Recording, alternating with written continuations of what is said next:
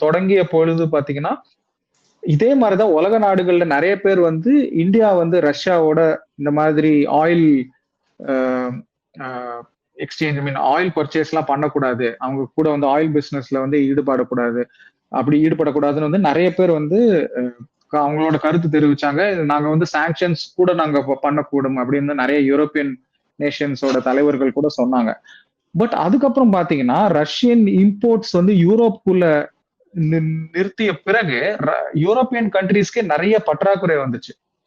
ம். ஏன்னா அவங்களோட மேஜர் இம்போர்ட்ஸ் வந்து ரஷ்யாட்ட இருந்து தான் இருந்துச்சு. பட் அவங்க வந்து இந்த ஒரு ஒரு ஒரு ஒரு நோபல் ஸ்டாண்ட் அவங்க எடுக்கணும். நாங்கலாம் வந்து நிஜமாவே யுக்ரைனோட நாங்க வந்து தோள் குடுப்போம் அப்படின்னு சொல்றதுனால, அந்த ரஷ்யாக்கு அடுத்தது வந்து அவங்க ஜெர்மனில இருந்து தான் கொஞ்சம் வாங்கிட்டு இருந்தாங்க. But Germany cannot provide for the entire Europe. So கடைசியில என்ன நடந்துச்சுன்னா, யூரோப் பேசிக்கலி அ ரஷ்யா ஐ மீன் சைனா மற்றும் இந்தியாவிலிருந்து அவங்க ரீபர்ச்சேஸ் பண்ணாங்க. அதே ரஷ்யன் ஆயில் இம்போர்ட்ஸ் தான் வந்து இந்தியா அண்ட் சைனா மூலமா அவங்க திருப்பி ரீபர்ச்சேஸ் பண்ணாங்க.